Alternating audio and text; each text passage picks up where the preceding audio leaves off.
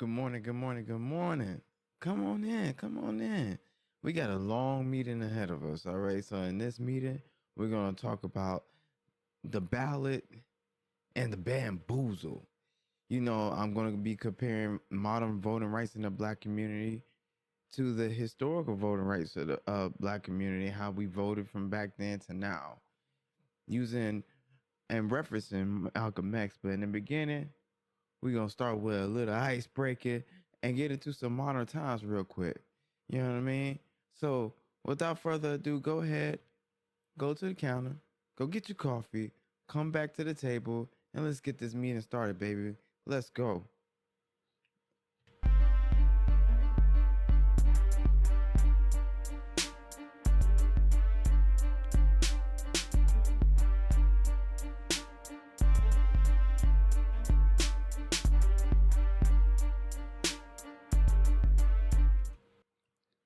All right. Let's get this meeting started. So I got a couple of clips right real quick just to kind of go into the modern voting rights or the modern voting, I guess, trend of the black community. So without further ado, let's get into our first clip real quick. You like my little coffee background? I'm trying to spruce her up a little bit. That's all. You know what I'm saying? I'm trying to get her a little spruced up or what's not. All right. So you see me now. I got some things. I got some things worked out for you. Let's see what this beautiful young lady right here got to say. Tell me, would you ever vote for a Republican? Perhaps more importantly, would you ever vote for a Democrat? So my point here is pretty obvious. If you would never, ever, ever vote for a Republican and you would only ever vote for a Democrat, that means you're a part of the Democratic base. And you wouldn't necessarily know it because, in fact, the only people who get to be talked about as part of the Democratic base are black people. And that's because our entire system is based on identity politics, and that's not necessarily a bad thing, to be honest, for leftists. So I know some of you are watching, seeing a little bit of issue that's going on with this young lady here. So I'm not gonna go too deep into it, but I chose this clip for a reason. Stay with me. Stay with me. I got you. You know I got you. If you've been watching me here lately, you know I got you. Stay with me. we don't see things in terms of we don't have a very sophisticated view of who the Democratic base is. And I, not for nothing, and I want to be really careful about how I want to talk about this, but Be very go watch careful. FD Signifier talk about conservativeness of the black community.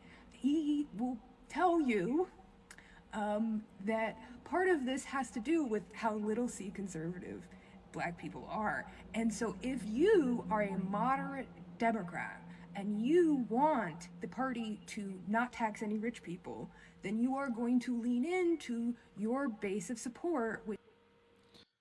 That's one of the biggest problems I have with this the country as a whole, when it comes to like liberals and stuff like that and white women and you know nothing wrong with y'all, but that little baby talk shit, I can't stand it. I can't. I'm gonna be honest with you. Little C conservative, that is bothering me. But let's continue to let her cook. I got a point that I'm making with this. Which is little C conservative black people, which is crazy because there's a whole bunch of black leftists, and black people are not a monolith, and yeah. So, in general, as I say at the end of the video, if you want, if you're because ultimately the base of support is of the Democrats are anti-fascists, and you aren't going to find anti-fascists to the right of the party. You're only going to find them to the left. So, in the end, what do you think little C conservative black person is going to do? Are they going to vote for the fascist light Democrat Party, or are they going to find the party that actually, would defend them against encroaching fascism. Tell me, would you? So let me put it back on myself. There's a point I'm trying to get to with showing that young lady there. Whew. Well, it's a thing where I've seen a lot lately here, especially in the media, where we will get talked about and uplifted at the same time. It's like nice nasty, as they would say down here in Georgia. Nice nasty. Just, we're not a monolith. We're not a pillar to society or to the political movement. But at the same notation, we need to continue to vote Democrat because that's where most of our support has been. Has it really? Has it really? I mean, it just that type of stuff just really bothers me. You know what I'm saying? And she seems a little cuckoo for Cocoa Puffs. You know what I'm saying? You know what I'm saying? Gone. Just gone. You know what I mean? But that's the type of energy that most of the liberals kind of portray. But I got some more clips for you. I got some more clips. No worries. No worries. No worries. There's a point that I want to get to that. All right? Stay with me. Stay with me. Okay? Let's keep it rocking.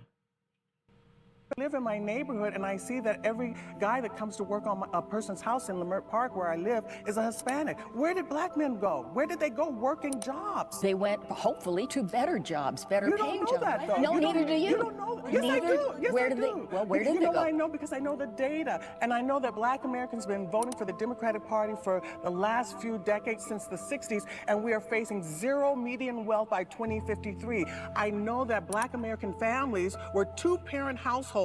A traditional family in the 1930s was 87%. In the 1960s, we went down to 65% when LBJ... Auntie, Mama, let me tell you something. We've been working in silence. That's where we've been at. I just want to let you know that's where we've been at. We've been working in silence. We working. We working. She's like, where did we all go? We working. We just quiet about it.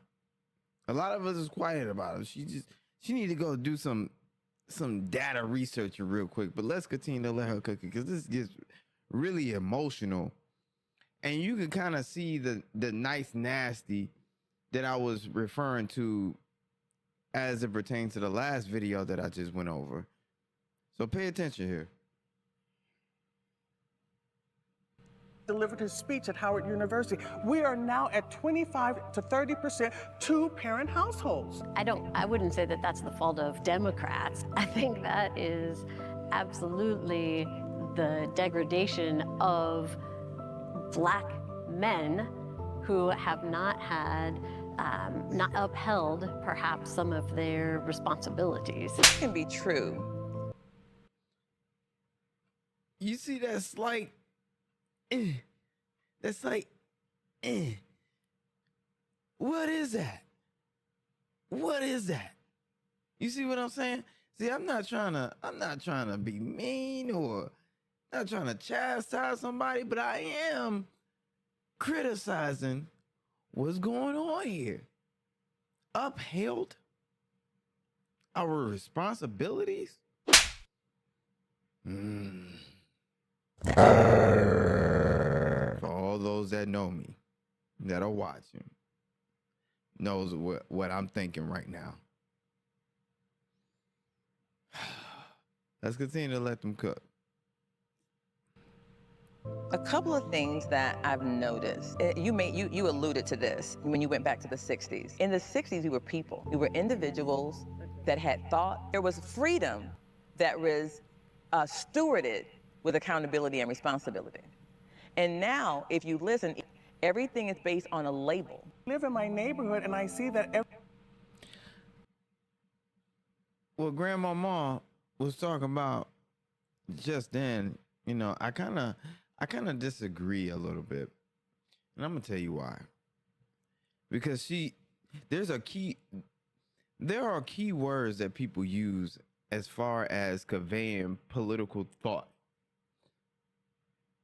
or talking about community in general. They're key words. She referenced individualism when in fact we as Black people, African descent, ancient African descent, or tribal people, we practice tribalism at our native core. Right? Individual thought is what she was referring to. Right? We was together, we was family. Then it was like almost a contradiction. It was a dichotomy and a contradiction at the same time. Because even back then, even prior to the 1930s, we stayed together and we stayed together strong. Yeah, you had your one or two bad apples out there that became big name. I ain't gonna name no names. You know what I'm saying? I'm not gonna say no names. But they became big names, famous for their legacy. But you had your one or two people out there that practice individualism. But Black people as a whole are very tribal and very communicative. You see what I'm saying? So I don't really like those key words that she used, individualism. I really don't like that. Really didn't like that. That's where I disagree at. Because she was wrong. I mean, maybe in her personal experience, she experienced individualism, whatever sector of the Black community that she was at. But back in the 60s as a whole, we were very tribal. We were very communal. We were very together and with troubling times. You know, back in the 60s, we were still dealing with civil rights. So there's that. Let's continue on to the next clip. All right.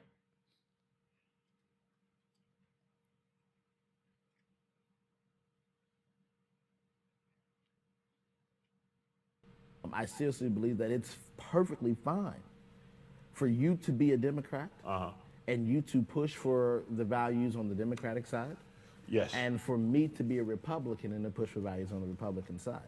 Okay. I think that that's perfectly fine. I think that society has said that no, all Black people have to be Democratic. I believe that we're the only race that gives 90% of our vote to one party. Which is sheer stupidity. It is. I seriously believe that it's. I like what he's saying. I like what my brother over here is saying. But I also disagree. But he is definitely 100% making a point. 100% he's making a point. We are the only race of people that give 90% of our vote to the Democratic Party. We are the only people that does that. Unfortunately. But there's a bigger point that I want to make with that, and that's why I saved that video. You can know I saved the best for last. Because I got to make my point. That's what I'm here for. To entertain you and make a point.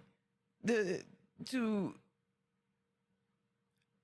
be able to have a voice amongst the masses.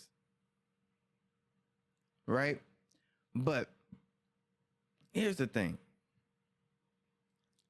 that I'm going to actually get into as we're going into Black coffee. Here's the thing. We are swing voters majority of the time, but the Democrats fearmonger, identity politic us to death. So for the past I don't know, 100 years, almost 100 years, for the past 80 years, it has fear-mongered us, identify us, you know what I mean? Identity mongering, and to vote a Democrat. But not once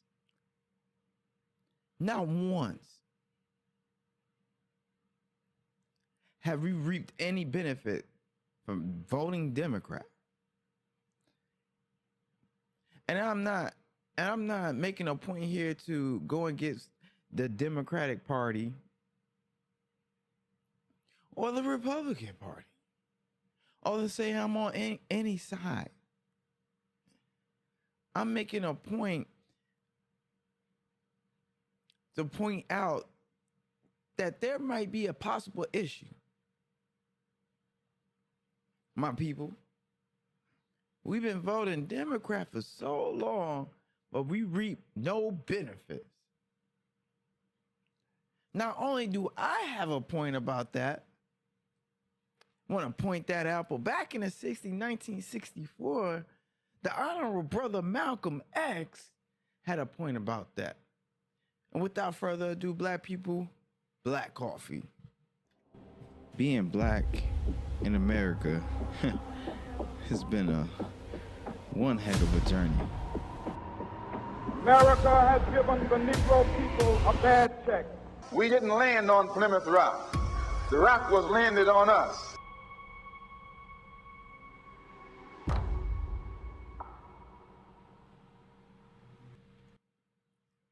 All right. We are now in our second segment, Black Coffee, Black Coffee.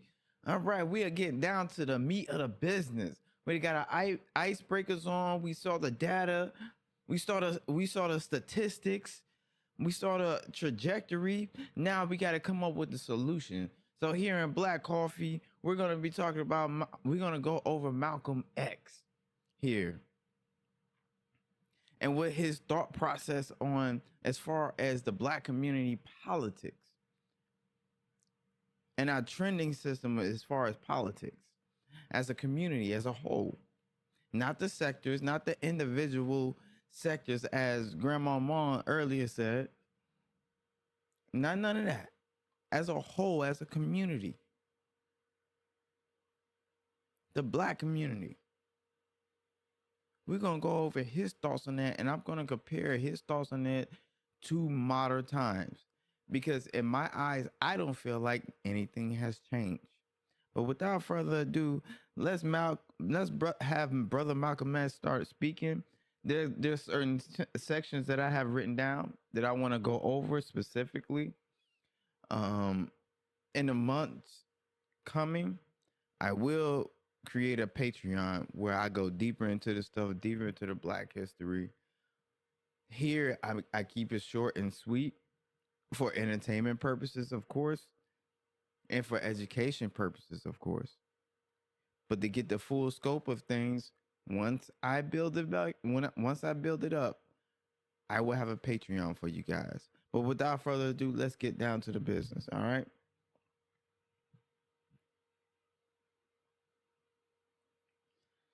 So I already got him pinned right here. You know what I mean? It's not a videos per se. Is the audio, but I need this speech, and it is the monolith, as a young lady used in her current speech from that video from earlier. It is the monolith of why I call this video the Ballot and the Bamboozled. Not Ballot or the Bullet, the Ballot and the Bamboozled. Hoodwink, tricked, led astray, the whole 9 yards. Because that's exactly what's going on. All right, without further ado, let's let Brother Malcolm speak.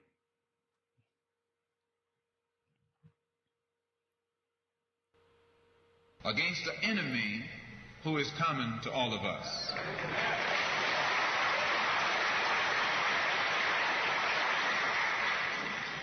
The political philosophy of black nationalism only means that the black man should control the politics and the politicians in his own community.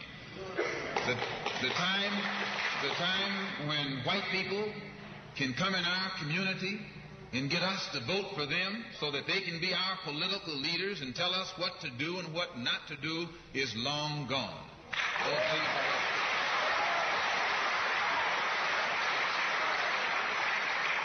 By the same token, the time when that same white man, knowing that your eyes are too far open, can send another Negro into the community, and get you and me to support him so he can use him to lead us astray, those days are long gone.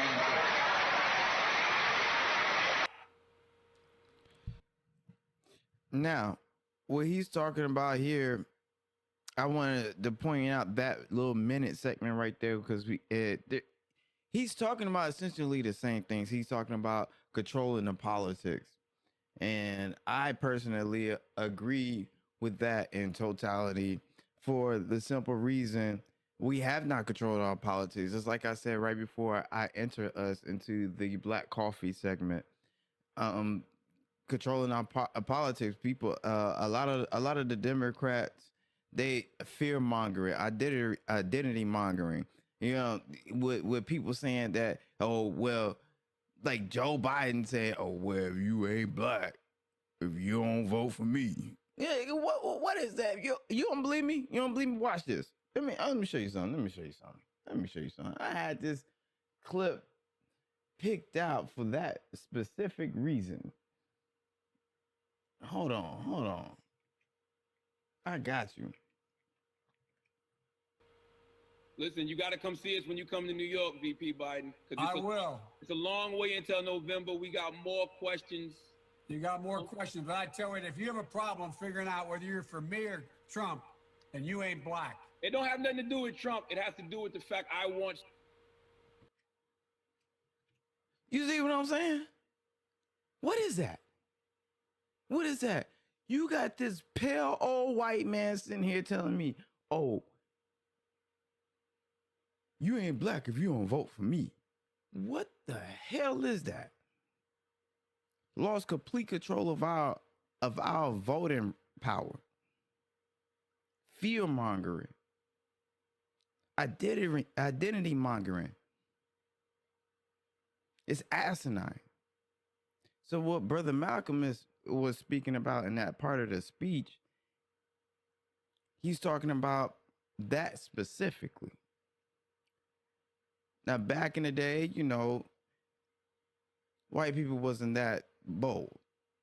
They were, but they wasn't. To tell you, oh, you ain't black. But they use other tactics for identity mongering and fear mongering. They use other tactics to convince us to put 90% of our votes to the Democratic Party. And just to give a little bit of history, because I hear a lot of people on the media talk about the conservatives, far right, Republicans, right? The Democrats, far left, the liberals, right? And back in the day, prior to the Civil War, prior to 1865, well, a lot of stuff happened, right? 1776. Kind of prior to that nature. I can't remember the exact time step, but at one point, the Democrats or the Confederate was conservative. What were they conserving? They was conservative to right to own humans as pets, slaves, etc., etc. And also family values and community values. But that's what they value, right? Whereas the Republic was for liberating, but not for good reason. it wasn't liberating for good reason. Not for what you think. Because contrary to popular belief, they wanted this. It was a capitalistic ideology. That's what it was. It had nothing to do with, oh, let's liberate the Africans and all that great stuff. You know, they should be free. They wasn't on our side. This is what they wanted in modern times, right here, right now. This is exactly what they wanted. Whereas the Confederate, the South, they wanted to conserve the right to own slaves. All right. So keep that in mind as I'm speaking more about this and what Brother Malcolm X was talking about. The fear mongering, the identity mongering.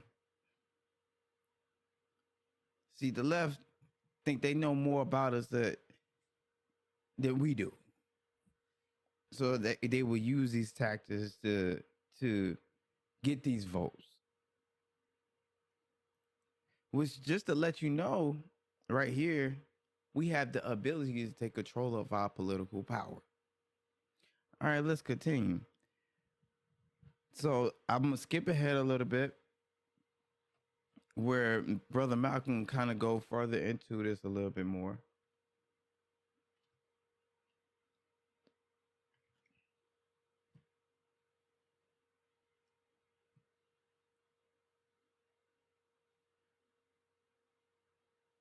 We're gonna go up to about right here. All right, let's let them cook. Victim of America's so-called democracy. You and I have never seen democracy. All we've seen is hypocrisy.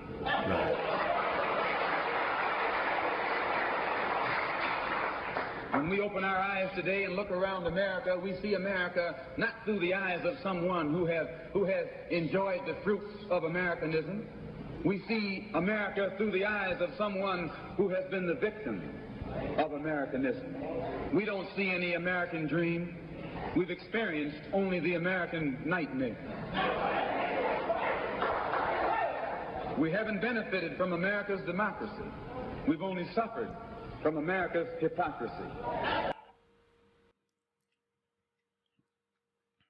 Now, that goes into further explaining what I was just referring to, right? So the democracy here, they're trying to create a democracy here, right? But we always suffer. And if you want to go back a little bit, you know, post Malcolm X or what have you, back in the 90s, right? And I know we all, especially black people, all love Clinton. He was a guy, you know, that had sexual encounters in the Oval, and you know, he had the economy at its highest peak, you know, as far as business is concerned. Round of applause. Good job. But the one part that everybody missed, I ain't miss it. Because when I caught whiff of it, because I used to speak that same speech, but anywho's, when I caught whiff of it, I was like, you know what? This is messed up. This is completely jacked up, man. Why? When the mandatory minimum. Now, okay. Up until the 90s, right? Up until the 90s, early 2000s, we were at the highest rate incarcerated. Highest rate. Because I want to point that out to you all. I want to make sure y'all understand my wording and my speech and my key words. We were at the highest rate incarcerated. The highest rate. Because back then we would still getting locked up for just being us. False imprisonment. False allegations. False convictions. So when Mr. Clinton here and his lovely wife, or ex-wife now, pushed the executive order for mandatory minimum, who you think was getting locked up, even at a high rate?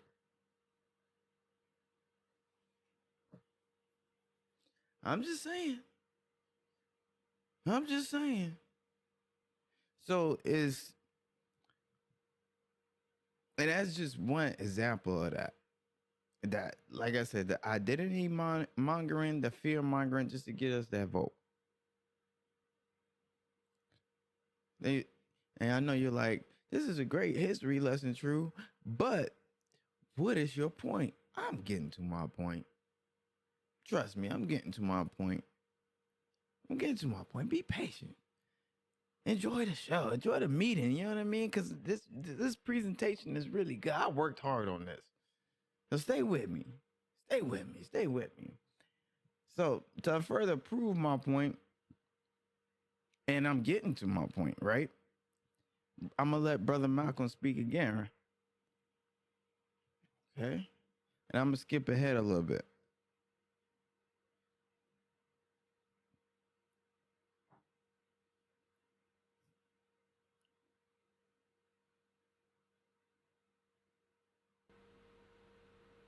They have to go back and count the votes all over again. And which means that any block, any minority that has a block of votes that stick together is in a strategic position.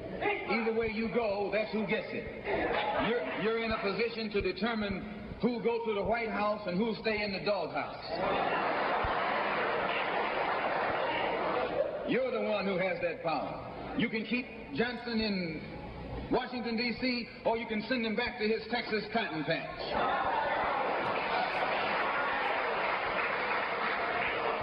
You're the one who sent Kennedy to Washington. You're the one who put the present Democratic administration in Washington, D.C. The whites were evenly divided.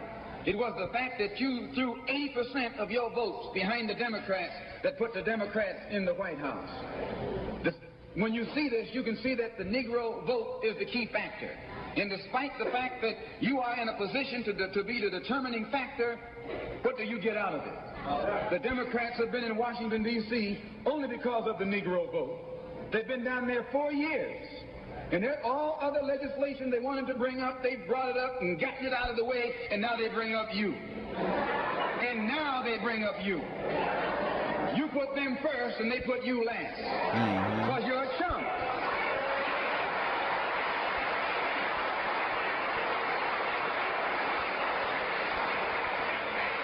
A political chump. Now, I'm not going to go deep into the political chump, although I do enjoy this speech. And I enjoy his speech mostly because he was speaking purely the truth. Now, he said the same thing as a guy earlier in the video and in Cafe News segment, that we're the only race of people, the only social group of people in America that are not split between the votes. The white people are split between Democrat and Republican, 50-50. The immigrants just go wherever they support immigrants.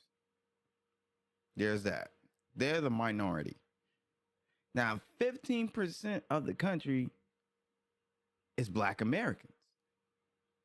But we're the only group in America that are not split 50-50. At that time in 1964, our votes was 80% Democrat.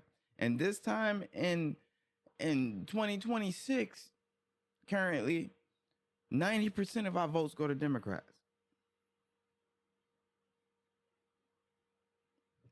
But there's some other key points that he pointed out. Remember earlier when I talk about key words in people's speech, when you're talking about certain things, key words, right? But because white people are evenly split between Republicans and Democrats, guess what they look for? Us. That's why they have a thing, and I'm gonna bring it up real quick. That's why they do things like gerrymandering. And I'm gonna do this live and in color. Google. Right?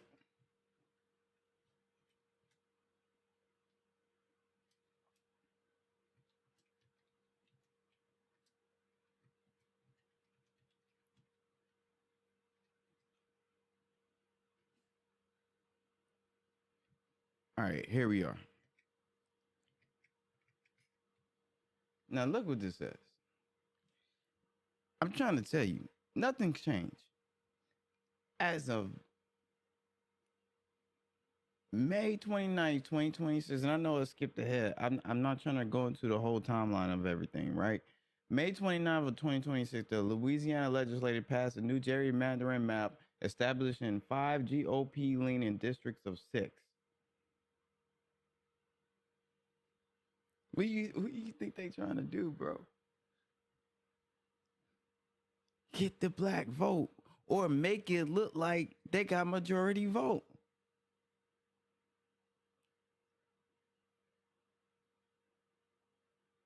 Democrats versus the Republican. Who's trying to get the best vote? Right? This is live and in color. I'm not making this up.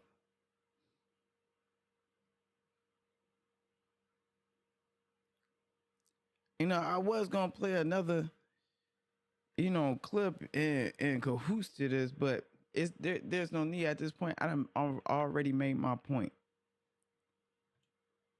They need us, we don't need them. That's the whole point. We need them for as far as like establishing ourselves in the country, but in reality we don't need them. We don't need them.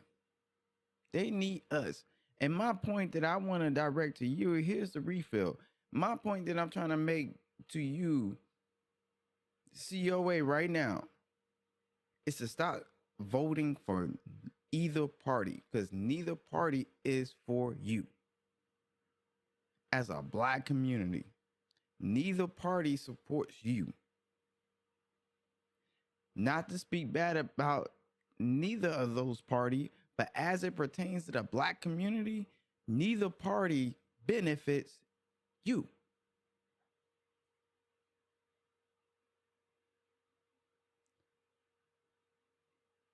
And we take control of our own political power when we become swing voters. So there's a thing called swing voters. I'm not gonna go too deep into it, but Google it, look it up for yourself. Swing voters. So where a lot of politicians they call them swing voters, where they don't know exactly where those people are gonna vote to. They don't have a side chosen. They're not on one side of the fence or the other, so they're dependent on the swing voter to make the final decision. So, i.e., like, I don't know if any of you all watched the voting and debate on, God, what was the last instance? Oh, the AI warehouses. Good Lord, my brain just went out the window. It's got to come back. The data warehouses, for AIs, right? So they had a major voting on that, and there was just I think it was a Democrat was the last voter who got the. That's a whole nother subject, but I'm using it as an example. But who got the vote to swing towards building AI data warehouses here in America, right? But that's how swing voters work. So if 15% of the country becomes swing voters, right? We control our own political power. And no, I'm not trying to go do it the way brother Malcolm X way, right now. I'm not trying to convince you all to be violent by any means necessary. No, if that's not your cup of tea, that's not your cup of tea. And I'm just speaking on individualism. But we do need to come together as a community to make a stand, to gain our political control, our political power, to gain control over our own community, to govern our own community. I'm not saying to get rid of an integral society, right? I'm not saying to get rid of none of that. That's not what I'm saying here. I am only saying that we need to govern ourselves and take control of our community and what we look like to the public. I'm not saying to stop shopping at Walmart. Just take control of our community, period. Become the swing voter that everybody's fighting for. Look at policies. I commend my black people to teach their kids and go read. Read policies. Vote on policies. You know what I did the last election? I wasn't able to vote the last election. I said I would have voted for Trump. That's because only reason I said that, for those of you that have been watching me for a while and watched my older videos, only reason I said that because he actually had a policy. It wasn't about Trump. I never cared about Trump. The election before that, I voted for myself as a person. But the rest of it, I voted for policies, period. Because I don't care nothing about the person. I don't care nothing about the political parties. I only care about the policy. I only care about my benefit, period. And that's what I'm commending to you. I'm commended to you all to do. Is take control of your political power. We need to take control of our political power as a black community and govern ourselves and create a progressive environment instead of a degraded environment. All right, party people, that's going to be my time. Let me know what you think in the comments. Don't forget to hit that like button, subscribe, and when you're in the comments, I welcome friendly debates. But please be respectful. If you have any hate speech or disrespect, I will kick you out. I will ban you from my platform. Plain and simple. So, like I said, let me know what you think. It's your boy True, and this is the Cafe Morning Grind, baby. And the meeting is adjourned.